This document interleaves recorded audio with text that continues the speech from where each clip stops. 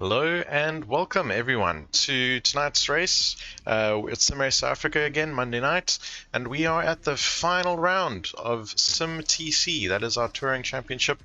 It's been a very quick 6 months, I want to say. It seems to have sped along. Can't believe we're already at the final round. Tonight I have co-commentator Sass in the booth. How are you doing, Sass? Hello, Ryan. Yes, I decided to be a bit naughty last race, so I'm finding myself in the commentary booth, but I wouldn't have it any other way.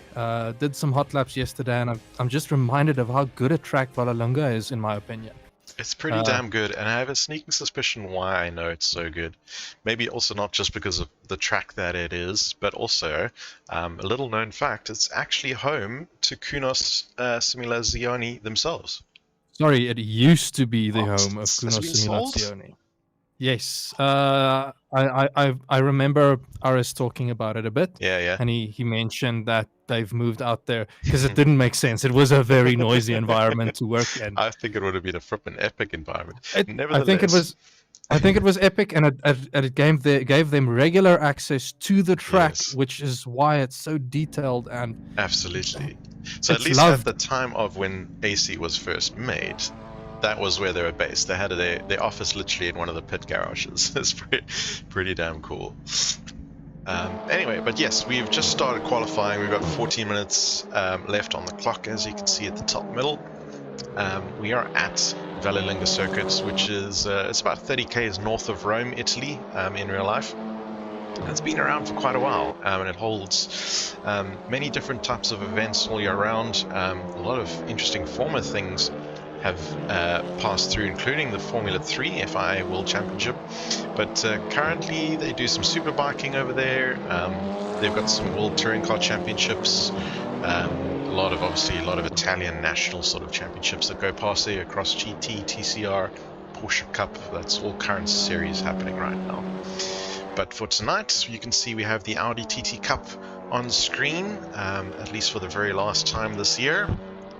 And currently following Nick Hodson as he goes around for Grumpy Monkey, currently occupying P1. Of course, there are no times yet on the board. As I say that, he's just banged in a 152, but these are all sort of outlaps. I expect those times to drop quite a bit based on the times I saw during HLQ, Sass? Yeah, 41s. I don't know if you've got a graphic there. I will pull up the HLQ as we speak, yeah. So I think Nick did a sub 41 on his HLQ time. Just 40 and a half with some change. It's a long track, but it's still not like it doesn't take a lot of time there to get around. Like Nick doing a 40.68. So it's going to be interesting to see what people can pull out the bag here. I think from weather conditions point of view, it might be slightly more optimal compared to HLQ. But Nick locking out the front position there. Scholl taking in second, his close competitor for this season. Shirin, first driver in the 41s there. And just look at that, like top 10, all separated by, what, is it about a second? That's about a second. That's so close. So yeah, let's see what they can replicate on track tonight. Obviously the HLQ being fixed weather conditions. Today on track it's looking like you got the little mini temps in the top left, but I'm going to bring it up big on screen very quickly. Just what the full weather forecast is doing tonight. It looks pretty moderate, 21 degrees. I don't think that's going to challenge people too much from what they experienced. Fairly strongish winds, 13 k's an hour. We got some heavy cloud. Obviously no rain simulated as such, but I believe it was actually raining in Vallelunga in real life today. And as such, the start grip's not quite starting at optimal 99, but gaining is over 5 laps, which has already happened. As you can see in the top left, track is already sitting at optimum, so guys are good to go. I mean, that wind is still not insignificant. Yeah. So drivers have to think about that a bit. It might affect their driving here and there. I had a thought on something I wanted to share. Maybe you can share the video so long while I think about what I want to... Yes, do that. I'm going to go and bring up a hot lap guide that Nick has done, which will give you a bit of a first-person view around the Vallelunga track. So let's see if I can actually find that hot lap guide.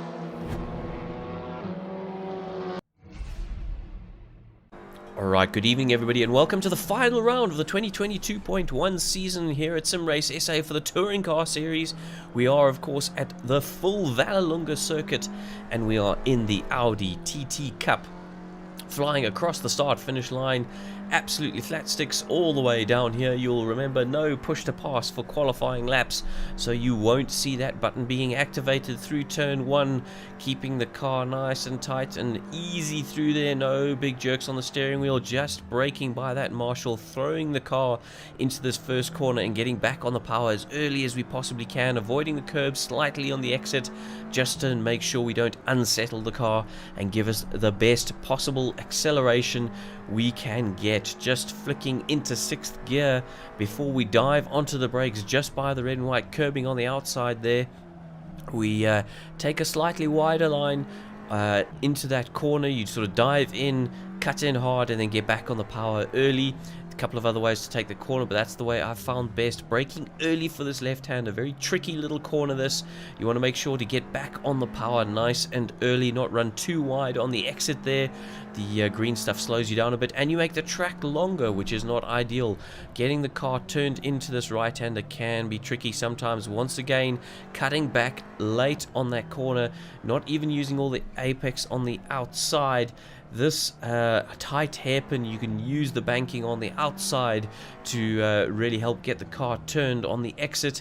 The S's, make sure to not hit these big sausage curbs, but you want to be absolutely pushing the limits of how much speed you can carry through there.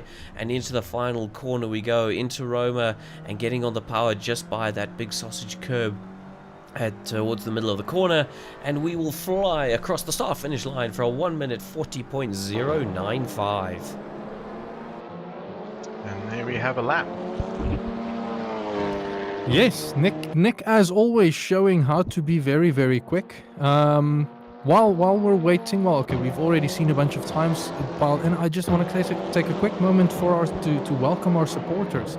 Donovan Grobler, Jackie Jokers, Hilton, Debbie Bartle, that's everybody that's waved in chat. Hello, welcome.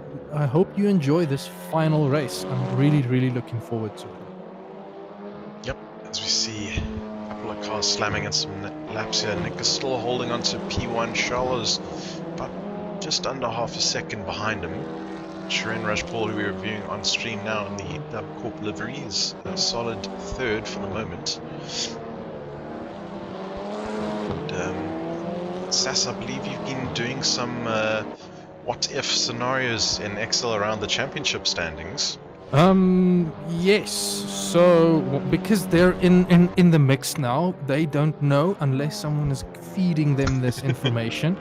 Right now, yes, it's showing myself and Sean right there at the top, but that is a lie.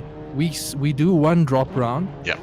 So this does not take drop rounds into effect, and even then, if you were to drop one round, some people didn't score a round, and it's a bit difficult. I have gone and played with some of the numbers.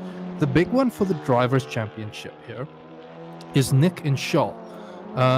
Shaw has taken a full drop round from what I can remember. Let me double check quickly. Yes, Shaw has missed one race, and Nick has attended all 5 of the previous races. But, and here is the difference now. Shaw is behind. If Shaw finishes ahead of Nick, Shaw wins the championship. If Nick finishes ahead of Shaw, he needs to finish either in P1 or P2. Otherwise, he needs to be 2 positions ahead of Shaw if it's P3 and below. So P1 gives the winner 100 points, P2 is 97, P3 is 95, P4 is 94. It's that close. It's a 2 points difference if Nick wants to win. I think if Shaw finishes 1 position behind Nick with Nick in 3rd or below, they will be tied for the Drivers' Championship, and we'll have to go on to something else to figure out which one to use. It's written in our rulebook, I think, somewhere, or at least we draw on what we somewhere. Maybe I'll go and have a look there. Yeah. I'll go and have a look there because I haven't made the assumption yet. Then from a team championship point of view, at present, I see that Point Blank Sim Racing with it's Sean Bingham and what's his name now, Hardis Boysa, they are sitting in the lead by about 33 points. Wholesun Motorsports with Mark Guy and Ryan van Wyk is the closest second. But I'm not seeing Ryan van Wyk here tonight, so I we've don't got- think that. I've got Mark on screen. I'm not seeing Ryan. But that then means that point blank sim racing has technically wrapped up the championship.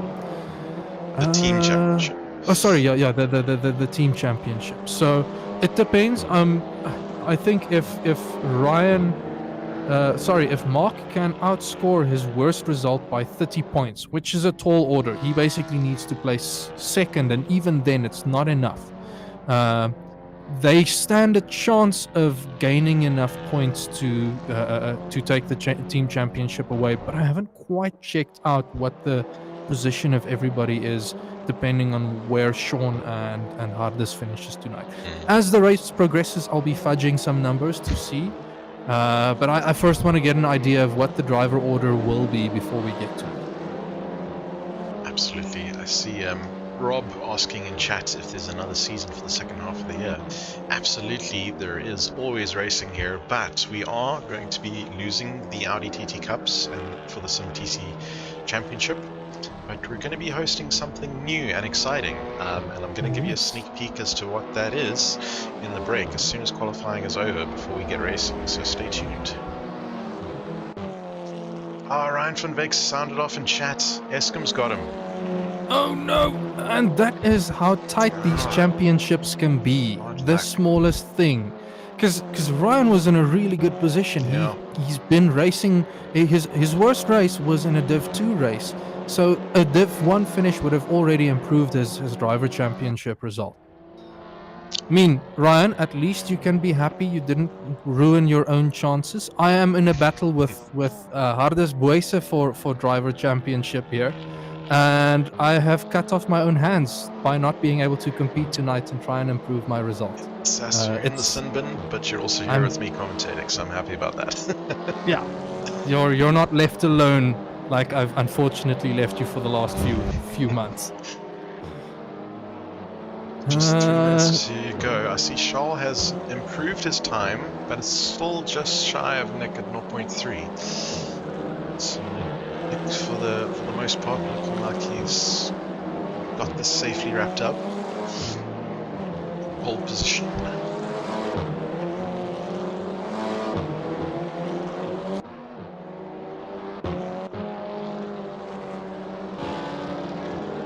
So I think if Nick can manage pole, and this is now where the tough thing is. I've heard from a lot of drivers and from a lot of people, they've either been struggling with a cold or they've been struggling with COVID.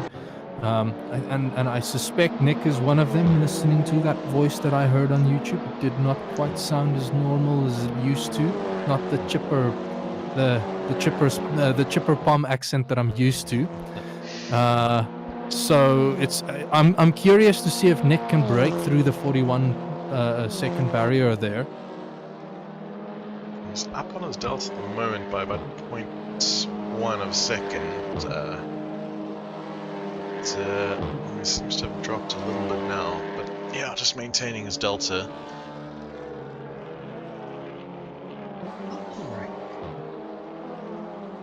And Charles has abandoned his lap. Oh no, he's given up. Yep, he's given off up. The side. 1 minute 30, that's not enough to do an outlap and get in there another banker, so no, he's not going to be able to improve. Nick is, if Nick knows that he's off, then he'll probably be abandoning his lap. But maybe not. I don't quite know Nick to be that person. He'll always go faster if he can. But he is struggling a bit right now. Keep going, yeah. But yeah, certainly not improving on this lap. In fact, he's lost a lot of time in that corner there. Just coming around the tightnesses.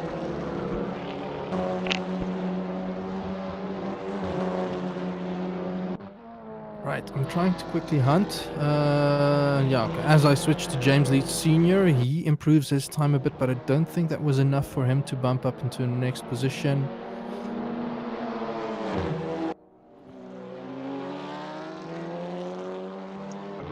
Mike LaRue. Yep. He is currently in the final sector, I believe, and he is a good 4/10 up. Yep. But judging by the time, he is 1.1 seconds behind Dirk Brandt and losing. Oh no, he's gaining time back again. I'm not sure if that's going to be quite enough. 4 down on his best. The predicted's looking like a 142.8. As we see Victor Filter bump up to 5th with a nice lap at the end there. Oh, Mike Leroux does bump up. Maybe he had a very bad exit on his previous lap, so he's up into 17th position there. Yep. It's making me curious as to what Dirk Brandt is doing. Dirk is chilling in the pits. He's maybe thinking, last to first challenge tonight for me. Sorry, Dirk, I had to call you on that one. He's done quite a couple of those last to first challenges in our ad hoc, so well, yes. He's always prided himself on being a good racer, not a good qualifier. Mm-hmm. So I wanna see that in action tonight. Yeah, that said, Vallelunga turn 1, and I'm saying turn 1, it's technically turn 3 can be a bit hairy because it's a very long acceleration zone with plenty of space for people to sit in the tow. I've warned the drivers very sternly in the driver's brief not to make a mess of it, so touch wood, I'm hoping for the best. In this case, I'm referring to, what is it, Simony 1. So Curve Grande is flat out. That entire section from the start line is completely flat. Fly through there, yeah. You can do it side by side, but it can be a little bit hairy, so you do need to be careful. So I'm thinking Dirk is just looking at it as like, let me see what happens at turn 1, and I'll take my race from there. People are bound to mess it up. The line, he bumps himself up a couple positions to P11. I saw Hudders bumping himself into 6th position. Yep. Victor's banked that off. Who else is left on track? Richard Rahm has parked it up. I think it's just and that is quali. And we're fading. Alrighty. I'm going to quickly play a little teaser. Stay tuned.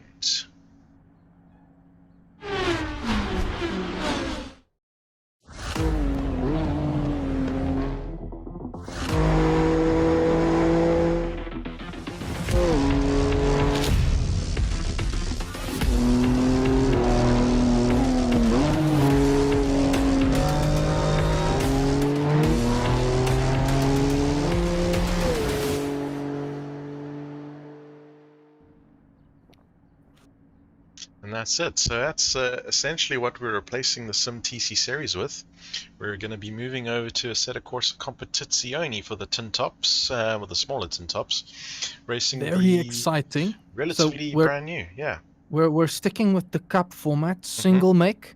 Although there was a bit of speculation, I'm not going to say that it will happen. There was speculation on the possibility that this implies Kunos can create a TC America's championship format for TCX, us. Yeah. I'm holding thumbs. Either way, I think the addition of it is a nice one because it's an easier car to drive compared to the GT3 cars. Yep. So it can help people just dip their toes into it. Not as intimidating as driving those absolute monsters that can just take your head off if you're not careful. Yeah, absolutely. Much like kind of like what the TCs are doing now in comparison to the GT3s. It's an easier car for novices or newbies to get into, but still quite rewarding for the aliens as well. Eking out the top performance of the cars. But yes, we need to hold 6. Drop the clutch and away they go.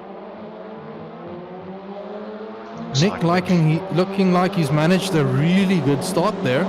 Yep, definitely quite a clean start so far. I'm going to go down the Curvone curves.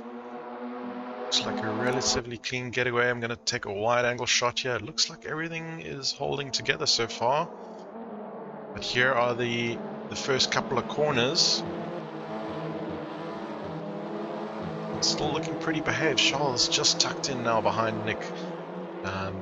And it looks like one of the leeches. That was the tense moment. Someone went off in the background there. But they're back up and running, it seems. So we'll have to see. That looks like Roxanne. losing out a bit. But ultimately, good clean Yeah. start. I'm sure Nick look was at under a lot of... side-by-side Renier on, I think that was Hardest, possibly. A little bit of a Hardest side dropping 1 or 2 places. action, but fortunately everyone managed to keep going in the right direction. Not too bad there.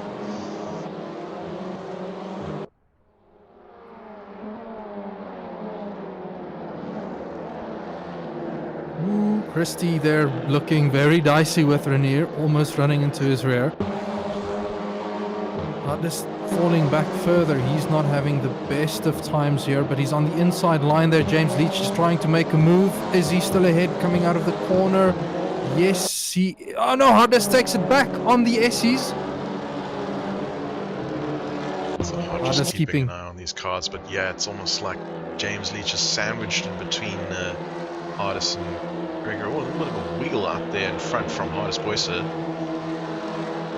I have a bit of insider knowledge there. Hardest had said that he's had to run to a friend's house. Well, someone's off the side of the road there, pulling very that's slowly. That's Dirk Brandt. He was in the pits. I'm not sure. Maybe he had a bit of a rough start. Maybe he forgot to press drive. Oh, there's a bit of contact there as we flick over to Christy Simon. Not sure if Hardest had contact with him entering the corner though. We'll have to see if there's a steward's report for that. But I think Hardest might have just overcooked it based on the angle that I had seen. Someone's gone very hot in there. Oh, and there's a little bit of contact as well, and a pile of smoke. As it looks like Jono Mervis. Yeah, actually, no, he's... No, it's Christy Simon. He's dropped back down all the way to 17th position.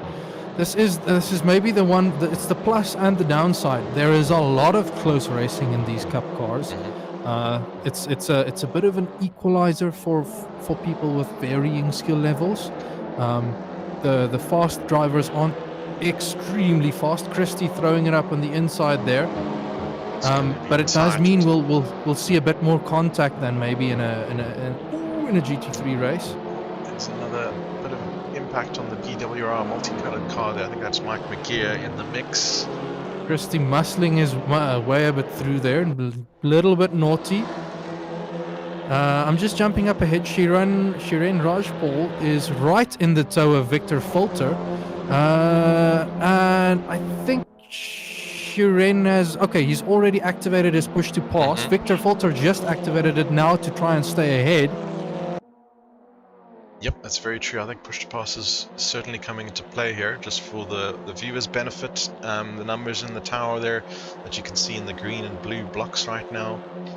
Green means it's available to users, to the drivers, to use. Blue, it's currently in cooldown mode, so they've literally just used it. Orange is when it's currently in use. So if you see anyone flicking orange, like Mark Guy right now, he's just activated his push to pass, coming down this long sort of back straight. And trying to catch up to the back of James Leach Sr. there. And there's also some rules around who gets how many. I think if you start at the front, you get 15. Yeah. And then the further you get to the back, it increases up to like 18. Peter Geldenhuys currently has 18 push-to-pass uses.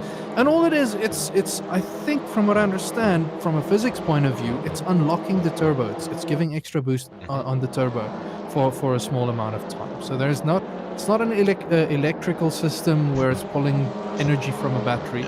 It's just making that engine work that tiny bit harder. You can gain a few tenths here and there depending on how you use it.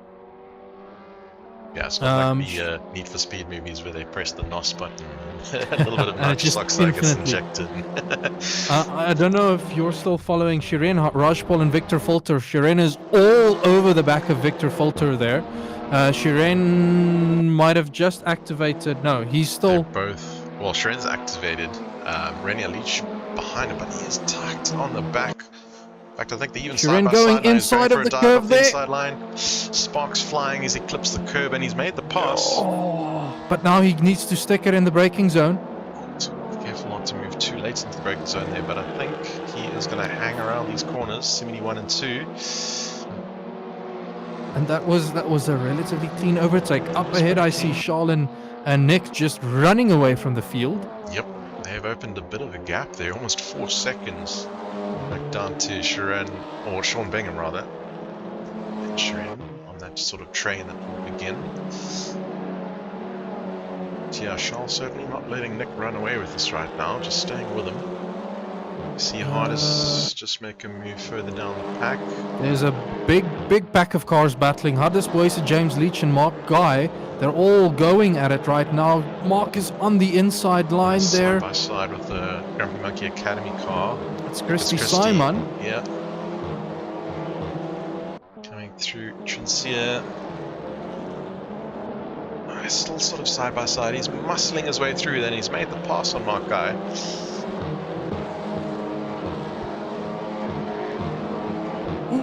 Maybe a bit opportunistic there, but he's making James Leach think a bit. Christy, keep your head down, keep it cool. Don't be too aggressive. Hades is already running away from them though, so he'll be arriving in the back of Mike LaRue shortly. Actually, it does look like he's already less than half a second there, and Mike LaRue, Mike LaRue is right in the back of Richard. Yeah. Let's just see if he pulls out, which he does. He's gonna he activated. Has he got his activator? He has got push past activator, so I think he's gonna try and, or not try, succeed in getting past. Another clean pass there. We had a really good exit coming just before this sort of, it's not really a straight, but you can run it flat, so the better the exit you have there, the better. It is important to note though, you have limited use of these sweeties, so if you dip too deep in your bag, you're gonna run out close to the end of the race. I think optimal strategy, we were speculating last night on the Grumpy Monkey side around fuel strategy. While we're enforcing a pit window of about, 40 minutes? So it starts at 10 minutes. It's going to start in about 2 minutes time, yeah. No, it's going to start in about 2 minutes time, and it lasts for 40 minutes, so it closes with 10 minutes to go on the clock. You're required to take either fuel or tires or both, but one or the other. And all season, from my point of view, the optimal strategy has been to take 1 liter of fuel. Yeah, splash and dash. A splash and dash. I've been wondering, shouldn't we have made this a forced choice on tires to maybe open up the opportunity for mediums or softs? But that said, I can't remember if there are limitations around fuel adding and whatnot. But we were speculating between some of the drivers around the possibility of going faster with less fuel, because these cars seemed a bit more sensitive to the fuel load on Vallelunga for whatever reason. I'm not 100% sure if it's the fast-flowing corners struggling to cope a bit with it. But we were speculating, and some quick maths had me see that a stop for 10 liters of fuel is about 3 seconds. So there was some speculation on my end that if you were to put in 10 liters less, that would leave you a delta of about 0.1, like 1/10 of a second, that you have to be faster in order to make up that time lost in the pits. Ultimately, I think it boiled down to the fact that it is just too fine of a margin. It's not possible to go a tenth faster. You have to actually focus on trying to get a lot cleaner laps in and get to the end, because tires are the big limiting factor. Close to like the 40-minute mark, they start falling off, and you have to be very careful with how you manage your tires for the rest of that stint. Just having a look at some of the battles towards the tail end of the pack here. There's still quite a bit of action. John Mervis just using his push to pass now. I think he's trying to stay ahead of... Maybe it's not for position. There's that Dirk Brand behind him, trying to make his way back up. Dirk behind him, yes. Yeah. I want to quickly see if I can figure out... I suspect he's a lap down at least, so he must have had a problem. Perhaps he puts it even. Yes. So I'm also looking at... I have a bit of a timing cheat sheet up on my end. Dirk is about 5/10 quicker than Jono Mervis. So Jono is maybe defending, trying to stay ahead here. because he's feeling like he'll lose a bit. He'll lose too much time if he's gonna let Dirk by. So I Although see, he does need to be yeah, careful because that can I cost think you he's a slipping lot of through time as now. well. But yeah, I've just confirmed both Peter Culness and Dirk Brand have made one pit stop already each. So likely pitted early, maybe to repair some damage. Most likely, but it does mean that they pitted outside of the pit window, so they are They're still gonna have to come in yet again. to come in. So yeah, he must have taken too much heavy damage that he decided he just had to come in. I've just pulled up the progress chart on the screen, so you can see for now. Ooh, there's a little bit of contact with Dirk, and it looks like someone else is going around there at the back. I think it may have been Peter Geldenes. A little bit of a contact as we went through. But yeah, top 5 positions haven't moved from where they qualified. Renier Leach is up 1. James Leach, a big winner here, up 5 positions. Greg But Hofer Mike up LaRue, 2. the biggest of Mike winners. LaRue, the biggest of winners so far, up 8 positions from his qualifying. To put himself up into P9 right now. To perhaps quickly get back to one of the questions in chat, lots of hitting the curb, asking how do we decide which curbs to hit? That is actually such a good question. I usually start out by trying a curb and getting a consistent lap, and then experimenting with one specific curb at a corner to see what impact that has on my lap time. If you try to hit too many of the other curbs, you might just introduce a bit of noise and make it difficult to judge whether it's faster or not. But for the most part, you can be relatively sure that just dipping a wheel onto the curb should be fine. The big ones that I do know to try and avoid is when you're getting on an exit curb with a lot of acceleration needed. All that. That bounces the wheel quite a bit, and you're not gaining as much of the engine from the power as you should. But it's a balance. Experiment. That's the important part for me. I see Mr. Fridge Findlay in the chat there. Giving a big shout out to Mike LaRue. We'll just quickly bring up on the screen, see how he's doing. He's we were just chatting about him actually. He's gained 8 positions up from his qualifying. Sitting in P9 right now, so sitting pretty in the top 10.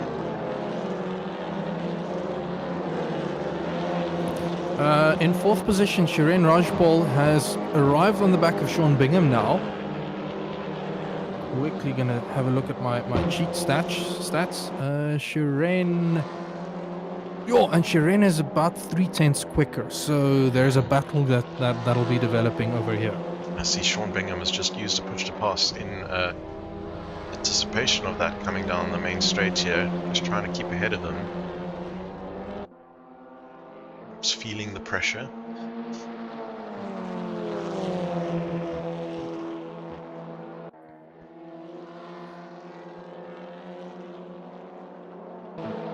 So got Renier Leach closing up on the back of Victor Filter here in battle for P5. So keep an eye on that one developing. And, James Leach. I'm starting to edit. Who was that going on? I think Mark Guy going in very hot, and he had to bail out of that turn, just missing his braking marker. And that has slipped him down a couple of positions as a result.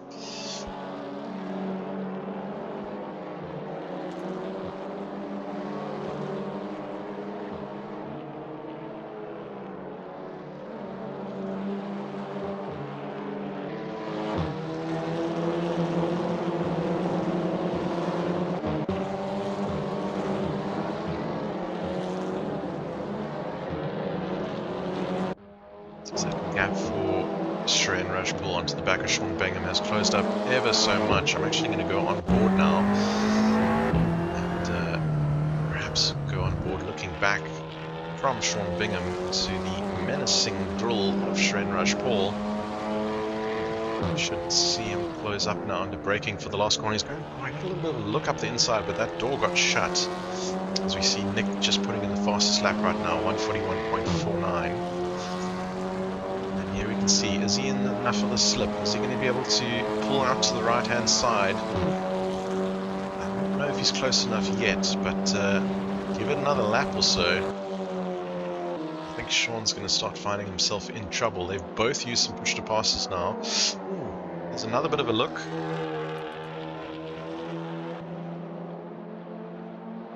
Ben is definitely licking his lips here at the prospect of a pass. There he is again. He's gone side by side. He's actually passed him now. Can he make it stick though? Because Sean Bingham has the inside line for this corner. If he can hang it around and hold on. Sharon's actually run a bit wide, but is still ahead, and I think he's going to tuck in front now to essentially stick that pass. So yeah, good job there. Sorry if I'm being a little bit quiet. I'm trying to fudge some numbers for the championship standings.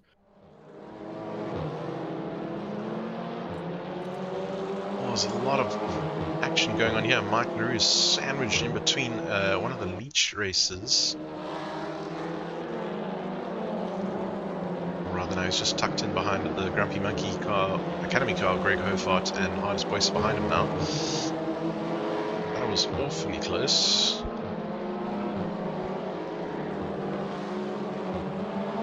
Shout out to Sonia in chat shouting for the Leech team. Renier Leach on track, currently ahead of James Leach in P6 and 7. And James Leach Senior a little bit further down, P14.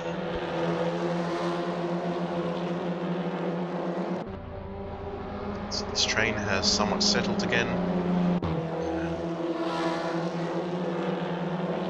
See a lot of push-to-pass activations around the field now, a lot of them coming and happening down this main sort of straight.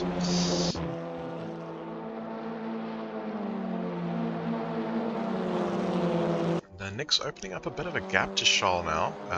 Charles has been dipping into his sweeties with only 4 push-to-passes left. Charles is desperate to get by there, it seems. Sure. Alrighty, I have an update on championship standings based on what I'm seeing here. Let me just quickly confirm that I'm not excluding someone with the potential to outshine. So I've quickly loaded points up to P12. I'm not sure if Mike's points would have that big of an effect. At present, it means Nick Hodgson is sitting with the win for the Drivers' Championship with 488 points, and Charles Wilkin is in P2 for the Drivers' Championship with 486 points. So 2 points separating the two. If they were to swap places here, Charles will be ahead. In third position, we've got Sean Bingham. He's got 472 points.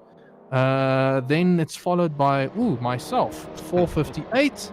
Hardest Boyson with 454. So he is also very close there to me. But Mike LaRue is also looking very, very competitive with a 452. And from there, we start dropping down below the 450s. So there's still a lot of tight racing, especially between the leeches. They're still quite close. They have potential if they can still improve a bit here in this race. But I think looking at Mike McGear, he'll also be gaining a few points if he increases. I'll load up some Speaking of gaining, points sorry to interrupt you, Greg Hofart is tucked in behind James Leach. He's just pulled out of the slip now, side by side. Can he make the corner on the inside line? Looks like he has not that move done. Oh no, he hasn't. Sorry, yes, James Leach is managing to stay ahead of that. Right, James now. was running the defensive line. Gregory looking very racy tonight. He's been a bit of a dark horse looking at the point standings, because he's currently finding himself in P19. But okay, he did miss 2 races, unfortunately. So one of his races is counting a big round 0 towards his standings. Certainly having some good pace out there tonight.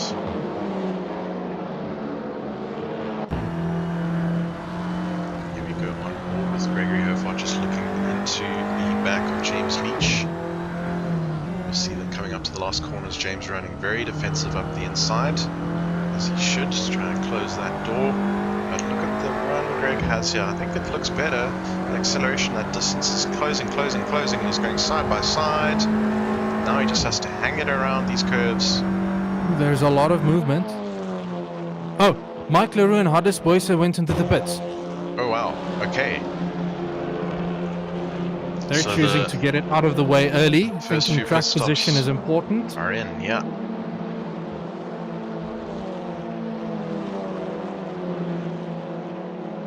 Just hopping back to James Leach. They're still side by side here with Greg Hofart. I think he's trying to make the switch back now. We'll see. He's just tucking in for the slip.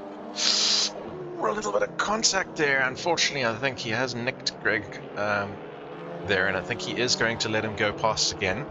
So just recognizing his mistake there, and they'll have to reset that little battle all over again. Yeah, that is the type of racing we want to see, though. It's great to see it when drivers acknowledge when they've made a mistake and they continue racing for the sake of racing. That's what we're here for. Just put down to Sean. On the back of Roxanne Bodlia, they look like they're very close on my Delta sheet, so flashing red. Dirk Brandt is also looking like he wants to get past them as soon as possible. I'm having a quick look there. Overall, from a pace point of view, Dirk is half a second faster than Sean, but Roxanne is about she's also on a half recovery second drive here, so yeah. She's on a recovery drive, and she's more than a second faster than Sean Leverger. So I think Roxanne managed an overtake on Sean before we switched to them. I'm seeing a bit of damage on her car there.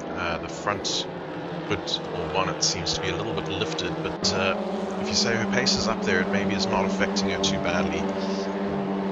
Just These cars are luckily quite drivable with only aero damage. They're not that sensitive towards aero damage. It's the suspension damage that can really hurt you. Once your steering is off center, you're scrubbing your tires at the front.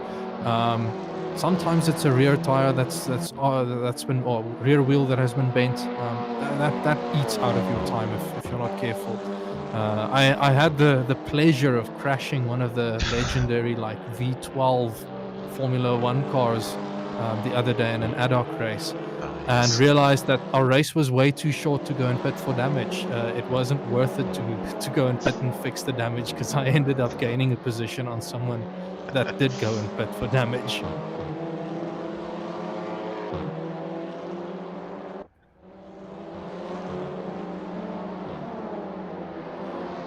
Just up the road, Mike McGear and Mark Guy. Mike is right on the tail of Mark there. Pulling out to have a little bit of a look there. Coming around Semaphore Bend. Mike also one of those drivers that has been doing this for quite a while. And I think he's at this point where he's trying to apply some intimidation tactics on Mark there. Yeah, for sure. When you see a car in your mirror sort of aggressively veering out of the slip, kind of puts you on edge.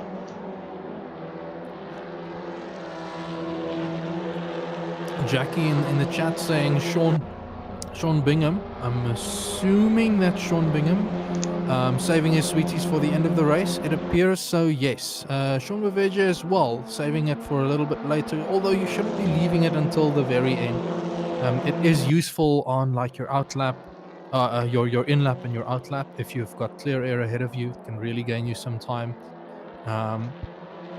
But ultimately, you don't want to be dipping into it too much. Yeah, you want to have it ready. I'm recalling a previous race where I knew that Hades was quicker than me in the race, but I had some extra sweeties in hand, and I could just make it difficult enough for him to get by in the next few laps.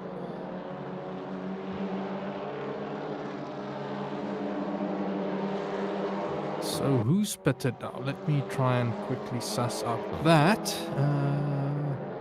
So we've got on screen Mike Leroux. P16 has done a stop, so has Hardest Boycer. Yannick Haldenes has done his second stop. Remember, he pitted early for damage. Yes. So he's done his second official stop, so he won't need to stop again. Dirk still has to stop again.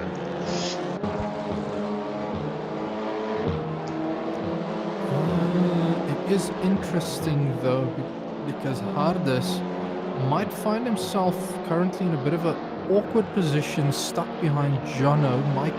Hardus is half a second quicker than Jono, but they will be battling for position. So if he's not careful, he'll be caught behind Jono and get stuck there, potentially losing a position or two because he didn't.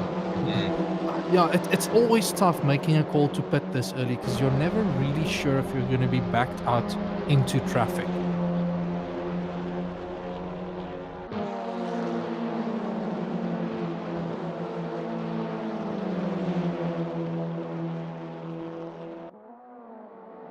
Sean Vaveje all over the back of Roxanne Bartle there for P14.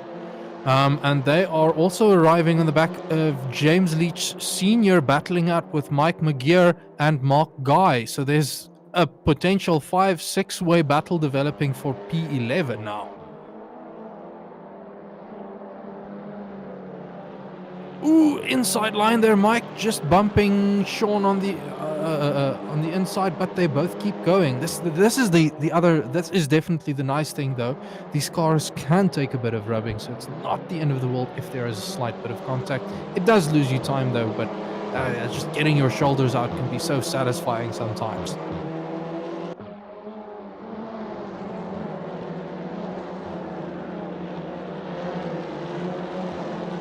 Absolutely still all to play for here in these sort of impact battles. Further down the field, all separated by under a second here between P12 and P17-ish. So all to play for here, lots of positions up for grabs. Mike McGear is pulling into the pits now. So he's deciding he doesn't feel that it's worth battling right now. He'll rather take his chances and hope that he doesn't come out in traffic. He is stationary for quite some time. I'm not sure what is happening. Maybe he has felt that the idea of a longer pit stop might be worth it. Either that or he's opted to repair some extra damage he may be nursing. Okay, But he he's is on rolling way. now, so he's going to be exiting the pits behind Peter Geldenhuis. Peter, one of the drivers that found themselves a lap down, so this was a significant pit stop for Mike. I'm not sure. That was unfortunate. That was honestly, in my opinion, not an optimal stop. You want to be in and out very quickly there. Yep, Mike and Mike, both for BWR sporting liveries tonight. Mike Maru on screen now, just behind James Leach Sr.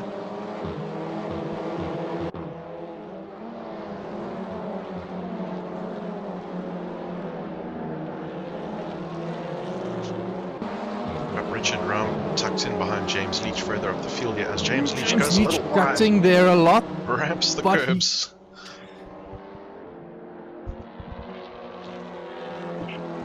Christie is also arriving in the back of this battle now. Yeah. James Leach taking a very weird line there. I don't think that got him the exit that he needed. Christie can now tuck up in behind Richard there. Did James activate push to pass? He hasn't. don't Richard think has. so. Christie Richard has. has. Richard's sailing past at the moment and he's slammed that in. Christie might have to try and make a move here in the braking zone. No, he Richard's can't. trying to Richard hang is on the inside line. Yeah. Richard not getting a good drive out of there though. But he does stay ahead. It's an intense little battle, but it looks to have settled right now.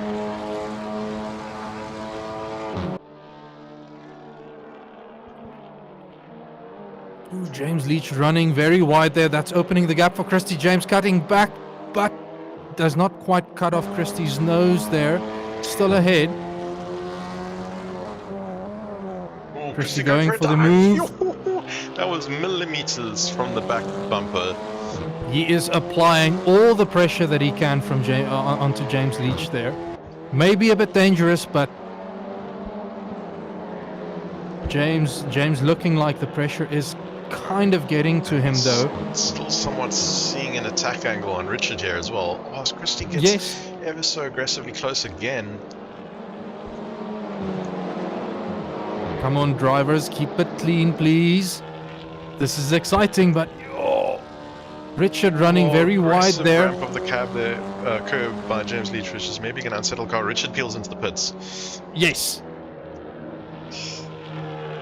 So Christie is on the back now, and they've both activated push to pass. Yep.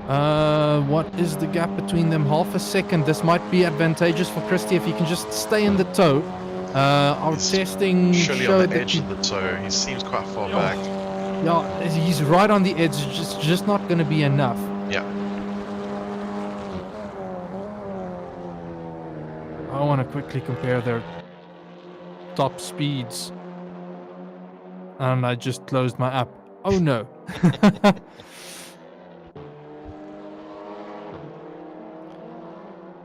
Just in the background there, it looks like Mike LaRue tucked in the back of James Leach Sr. There might even be a move on as they go Christie side is by making side. the move on James Leach. He's on the inside. That's putting him on the outside for the next corner now, though. Bit of a side-by-side action. Rubbing is racing. They're both going at it very aggressively. James comes out on top, though. I do think Christie got a slightly better drive there. James running very defensively. This is a very tricky corner. The outside is a bit off camber, and it can easily spit you out into the gravel He trap. gets to the bottom. He's looking left, looking right. Still can't find a gap there at the moment. Christie showing that he's hungry, hunting for this position.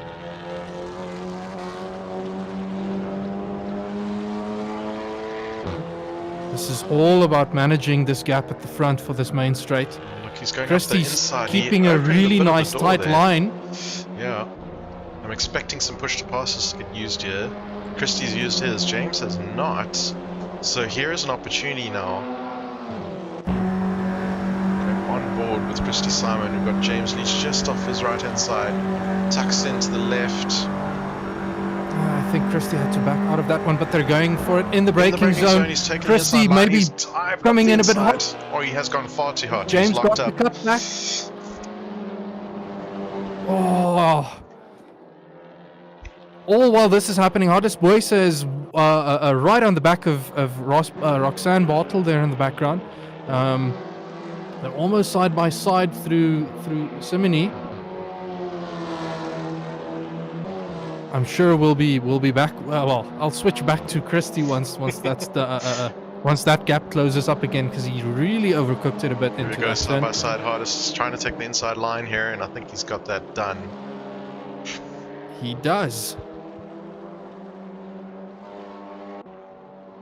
Next on his list will be James Leach Sr. Hardest is really working hard at getting his way through the field there. Just quickly bumping up ahead to Nick Hodgson. He has been comfortably running at the front there. He's built a gap of 6.5 seconds to Charles Wilkins. So, barring absolute catastrophe, he is looking very good. Christie Simon is back on James Leach in P9, battling for P8. Oh, there's some heavy contact there coming around. Oh, that was unfortunate. Although I caught the tail end of that, so I wasn't entirely sure who was at fault there. But Christie's on his way. I'm not sure how far alongside Christie has been there. Yeah.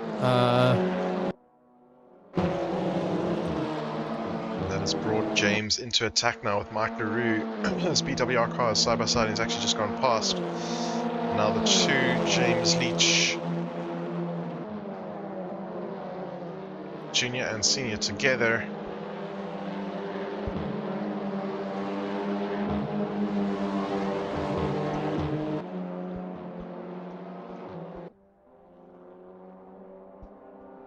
Fridge, in terms of how the tow is, you need to be within like half a second to 4/10 of a second. Ooh, there, James unfortunately. sliding it across Mike LaRue there.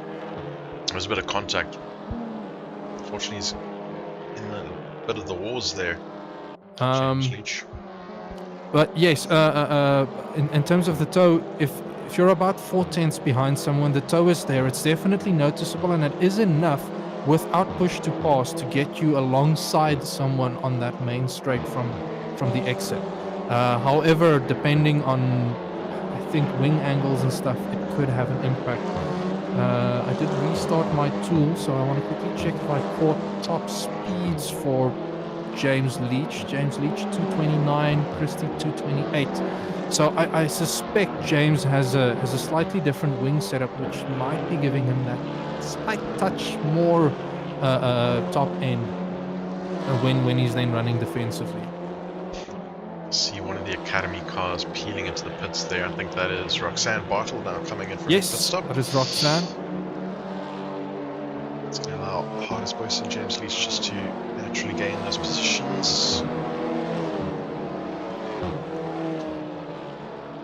Jackie mentioning that Christie looking like all the best, but must be investigated. 2 naughty incidents. Well, yep, drivers are welcome to report for the stewards, any post-race investigations, and yeah, anything that gets reported will be looked at. Yeah, I can understand why Christie made that move. James has been running a very wide line through some of these corners, and he smelt an opportunity. It might not have been the right call to make. We'll have to see if there's a investigation request that comes in. But yeah, I understand. In the heat of the moment, Hardest and James Leach getting a bit bumpy there with one another. Hardest just saying, I want a bit more space on the track, but he is leaving James enough space on the outside and does make the overtake stick. Although James is still alongside and able to go for the outbraking maneuver, he does have to stick a very inside line through Semaphoro now. And he does cut across his nose there to say, nope, this is my position. Overcooks it a bit into the hairpin there. Hardest running slightly wide. Little bit argy-bargy there. And yeah, this just shows how in the moment, like, you can make small mistakes there. Hardest should technically not have bumped James Leach off of the circuit there. But in the moment, you can't really tell if it was someone that turned in on you or not. You're just fuming and trying to race your race as well as you can.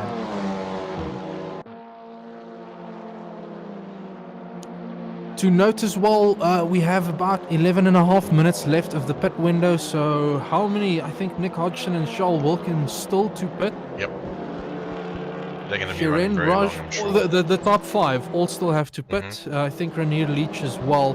I'll go do a quick re-update of the driver standings once I have an idea of where everybody is after the pit stops. But it's also not leaving me with a lot of time if they're leaving it until the very last moment. And I kind of know Nick is doing that because that's what I would have done. I would have raced until the 10-minute mark and then stopped.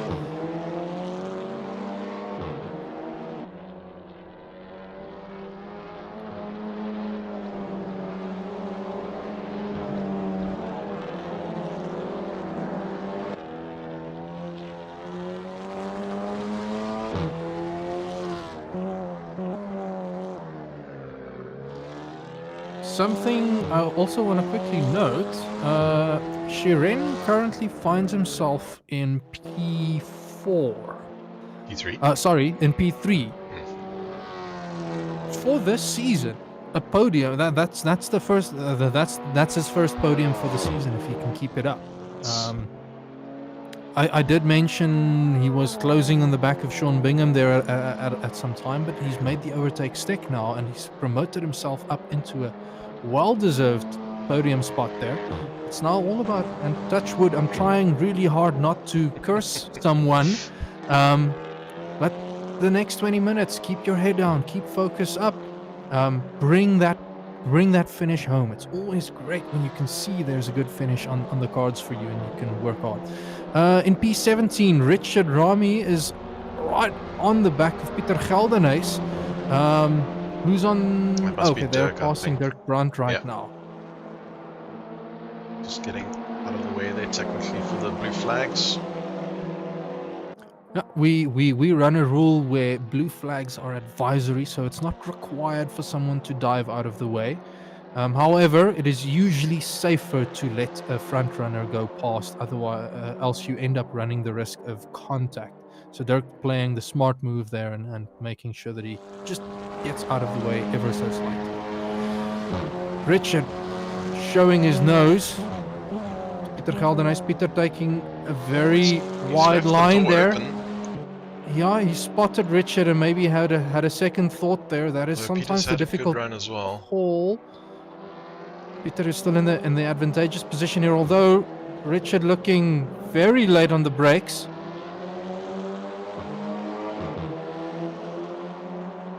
It's little battle here, and Dirk's hanging on the back of it as well, saying, I want a piece of this. Oh, and that's run very wide there, Peter, unfortunately, just pushing it too much. Catching some gravel, which will slow him down. And that's allowed Richard Ram to release the pressure. Yeah. I'm always unsure about his surname. Is it Ram or Rami? I'm not sure. We need to ask him. We really do. Every time I wonder, and then I forget that he usually asks a question during driver's brief, and I should My have stopped and assumption, asked. although I believe he is British, my assumption is that it's sort of German derived, so it's more like Rom. Oh, that's... I could be making stuff up now, so. I mean, ultimately, that is the difficult position to be in as a commentator. If you haven't asked someone, then they kind of have to live with the pronunciation that you think up. Right, so everybody relaxing a bit now. I think the closest battle right now is Mike Leroux on the back of Mark Guy. We have less than 10 minutes on the clock for the pit window still, so whoever still needs to pit, this is now the moment to start thinking about it. The field is relatively nicely spread out. I think Nick, the top four, let me double check. Top four is comfortably ahead of the rest of the pack.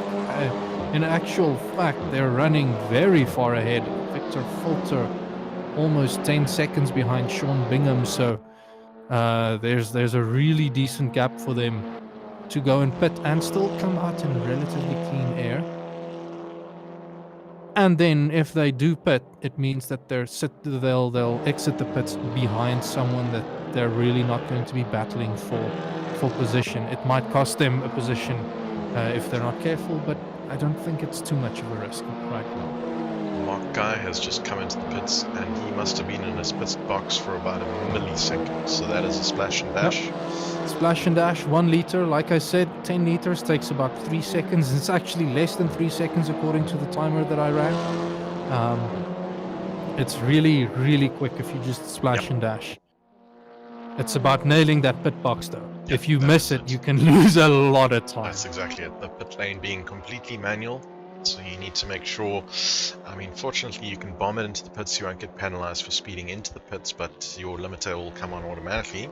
But then it's a matter of stopping in your box, because you can overshoot it, you can go too slowly, and then you kind of have to creep forward into it, so you can make or break time getting that position right. P11, Hardus Boyse, he's arriving on the back of James Leach Sr. there. And now I'm starting to ask the question, how many of the drivers ahead of Hardus still needs to go and pit? I think Christy Simon and Gregory Hofart is two of them. Not sure about Mike Leroux. So, right now, Renier Leach in P6 has done his stop. Everyone up above him needs to stop still. Hardus has done a stop. James Leach Sr. in front of him hasn't done a stop. So Hardus actually potentially is technically ahead, because James Leach is going to have to pit. Yes.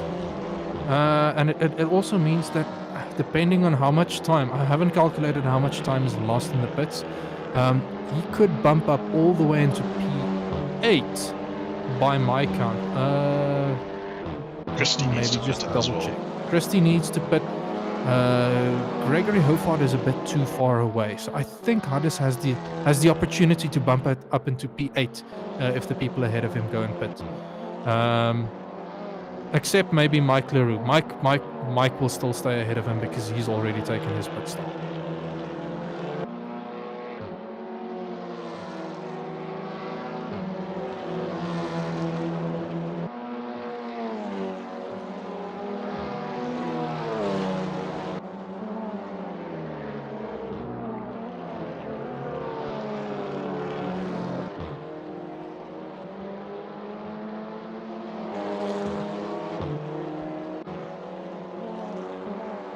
This is still Right, the so- closest battle on track, sorry, it says hardest on the back of James Leach Sr., but it doesn't seem to be interested in pushing too hard here. Perhaps he knows that James still has to pit, and he doesn't need to risk anything by doing anything aggressive up ahead.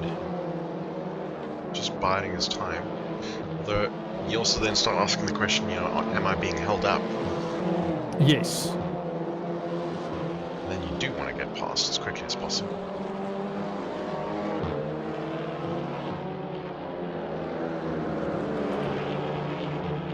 The factor is that Hardest only has 2 pushed passes remaining. Perhaps he's painfully aware of that and needs to save them to the end.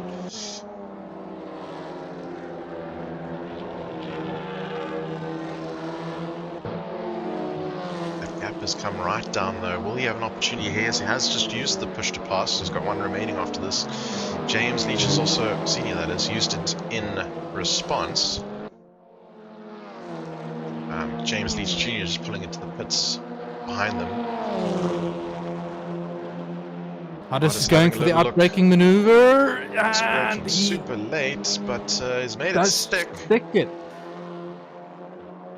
Yeah. Good job. Right, so I'm quickly busy Nick's in the pits. updating. Nick is in the pits. All right, so Nick is rolling again. He's going to definitely exit ahead of Charles Wilkin. Oh, no. No, He's he's still just rolling stopped on my now, track and then map. he's rolling now. Okay, so the Here comes gap Charles. between them was around 10 seconds. Let's see how much time is lost. 2.5 seconds. Okay. 3 seconds. Oh, it'll grow until the braking zone there because you're not building the same amount of speed. So looking like around 15 seconds that you lose in the pits. Shren and Sean Bingham have also just taken their pit stops.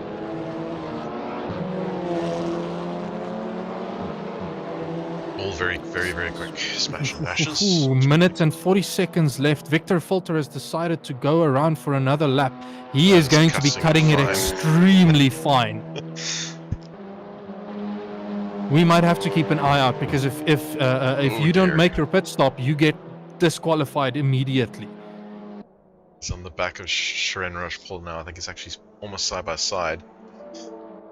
This is the tough one because if he is battling too hard with Shirena up ahead, You'll lose time. Shiren running defensively will lose him time, and Victor has not been running laps at the 42-second mark. According to my stats, Victor is running at he is running at about 1 minute 42 seconds in race pace. But it's very, very fine for him. It depends. I suppose it depends on when he enters the pit. So there is those that 10 or 20 seconds before you get to the start-finish line. This is why it's risky. I have not tested about 30 seconds what to happens. get to that pit lane entrance. Charles Wilkin dives into the across the pits. timing line. Charles comfortably made it in. Come on, Victor, you need to pit, and You're he dives winning into you the in. pits. He's in the pit lane. Where's the With- line? That's the line. So he's in the pits at least. So he's made it by the skin of his teeth. He's not going to Do you cross think the he maybe needs finish to get into line. his pit box? This is cutting it fine if he does. Yo! 4 seconds. So this is the part that I'm not sure about. Okay, he's It not been looks like he's disqualified. no, it'll be an instant DQ if he didn't make it. So Yeah. he has Yo. made it by the skin of his teeth, Victor Fulton. Yo. That is as late as you can push your pit stop. Right, I'm back on trying to quickly update driver standings. So with Charles having completed his pit stop now, he's comfortably ahead of Charles, Nick that is, with 14 seconds. Shren Rushpool 6 seconds behind him to round up your podium as it stands, but there's another 10 minutes in the race to go. So anything can happen, especially if they come up to some back market traffic.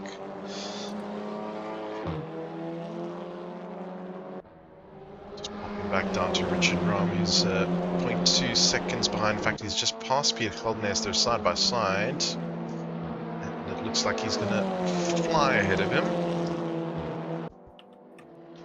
the use of push to pass.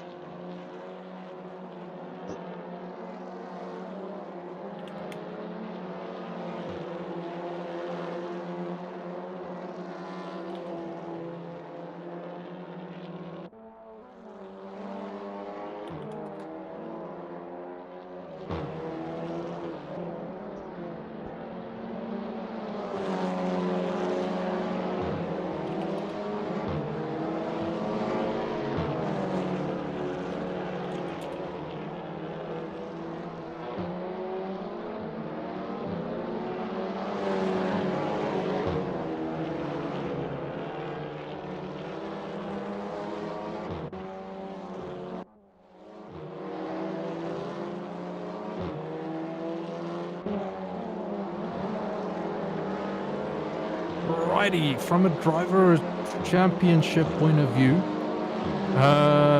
Sean Bingham still sitting comfortably at... okay, actually, I think as things are currently standing here, the top 3 will be the top 3. Sean needs to really...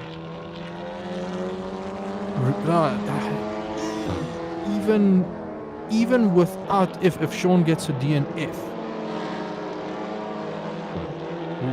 Now I've made a mistake. Even if Sean gets a DNF, he is still comfortably in P3 for the Drivers' Championship. So he's locked that away. It's all down to Charles and Nick. Although Nick has extended a 15-second lead, he can really take it easy now and not have to worry about getting to the end there. Just have to worry about getting to the end. Hardes will need to gain a few positions if he wants to catch me. Renier Leach and James Leach are separated by about 6 points. And Christy Simon is about 3 points behind James Leach, so not that much that he can do about that. And I think even if James takes a drop around, this is not that much better than his worst round, so it won't have too much of an impact. But it's close. It's close. I'll try and have the points ready. Keep in mind, this is still pre any post-race race investigation requests. So, if someone is found to have been a bit naughty, they'll be slapped with a time penalty, and that might still affect the driver's standings for the championship as a whole. So just while you've been working all that out, Sass, thanks very much. I've been watching Peter Caldenes and John Mervis swap places a couple of times, back and forth, but Peter is now ahead, it seems, comfortably of John Mervis. I'm going to quickly bump up further into the track. Up ahead we've got Hardis Boyser, who has been closing that gap ever so slightly lap by lap to Mike LaRue, to just about a half a second now. And I'm not sure if you can see a pace differential there, but it does seem like he is closing up on Mike LaRue. Hardis is currently half a second quicker than Mike LaRue. Yeah. And that gap So is only half a second at the moment, so I'm pretty sure there's a potential for a battle to develop here in the dying minutes. In case anybody is wondering how I'm getting to that number, it's literally their last 3 laps averaged. I'm trying. It gives me a bit of a better idea as to rolling window for their current pace. Yeah. P15 Richard Rom. I've just seen it pop up on my tower flash as well. Richard Rom, the back of Roxanne Bartle under braking here. They close up a little. Richard has run out of push to passes. Roxanne's got one in the bag. We'll see if she feels pressured enough to use it or not. I don't think straight. Even if she uses it, there's more than 2 laps left. Well, there's more than 1 lap left. Yeah, you'd probably want to hang on to that. It's absolutely needed if you only have 1 left. I think the really big danger is Peter Geldenhuis, who's about 4 seconds behind them. And if he's catching quickly enough, he might be a potential threat at the end of the race, in which case I'd rather try and save it for that. Because Richard has been tangoing right there in the mid-pack P10 around during qualifying, so I can't remember where Roxanne started though. She started fairly high up. I recall her being entangled up in one of the start incidents, which dropped her down a few places. So from a pace perspective, Roxanne is almost a second slower compared to Rich. Surely she must be thinking about that, and rather looking at the standings to say, well, might be better to try and keep Peter Geldenhuys at bay instead of Richard. Although Richard did not really get a good exit out of the last turn there. He didn't. He hasn't been able to close up this gap coming down the back straight. This is what I meant with. That was. This is what I meant with the tires. The tires falling off. It can get very slippery, and that might be where Richard is struggling. He's taken a bit more out of his front tires than he was hoping, and with these cars being front wheel driven. Hardest Boysa on Mike Leroux in P9. Hardest taking a very tight line around the last corner there. He is in the toe. Mike and Hardest both have one push to pass left. They're playing the cat and mouse game. Who's going to flinch first?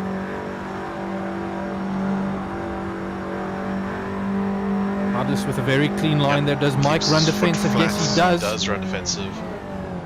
It's going to make it difficult for Hardest to go all the way around. There's a bit of momentum there compared to Mike's line.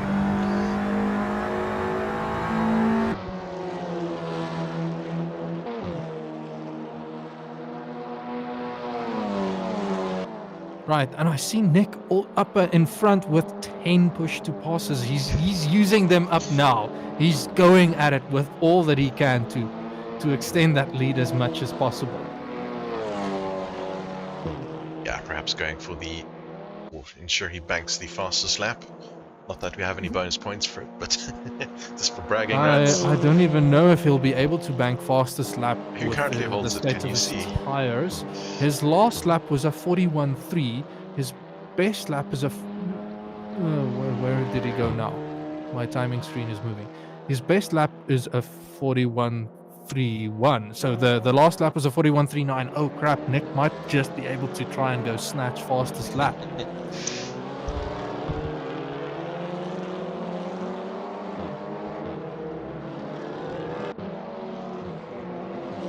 Is right on the back of Mike Leroux. Mike has also been running a bit of a weirder line on the last corner. He does go very tight.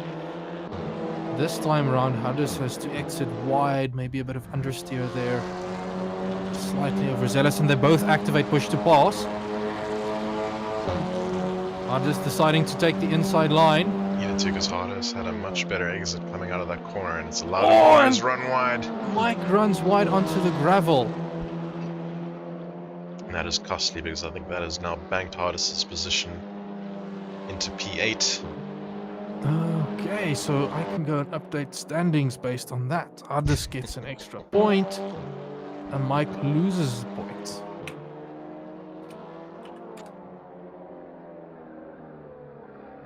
Changes nothing in the standings. Hardest is still, Hardest is now just 2 points, has increased his lead by 2 points to Mike Leroux.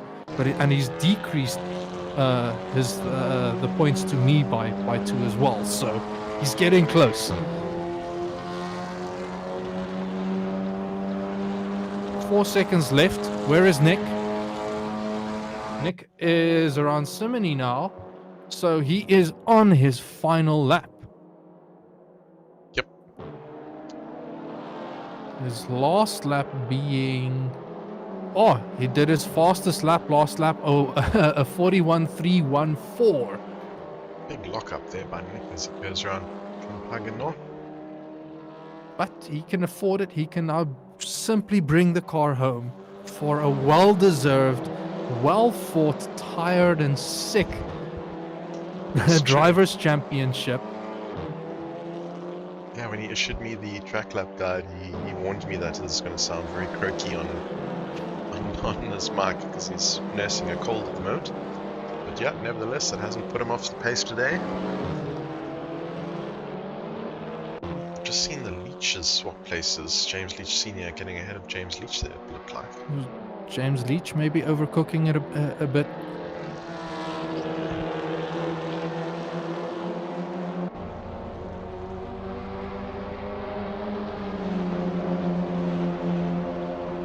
This is actually a tight battle, all for battle for P12 essentially. James, Roxanne, and Richard in the background there as well. Right, Richard's still so looking just very mentioning Nick finishing out the race right at the top there, P1.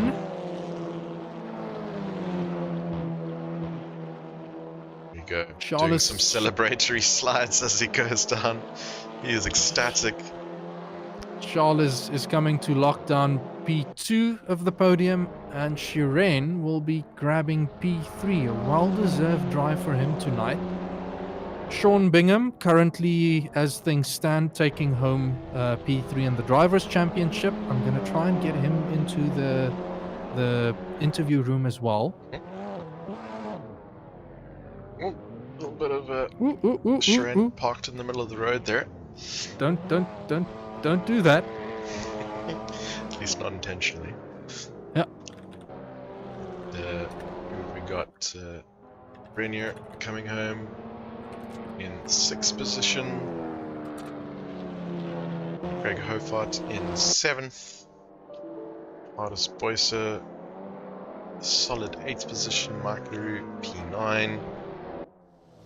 Crossing the line for BWR, we've got Christy Simon rounding out your top 10. Yes. So that concludes the Audi TT Cup series for this championship. Yes, indeed. Oh, What a season. what a season. These cars were fantastic to have some close racing in. Alrighty. Just see I see. the leeches come across the line and pull over for the finish.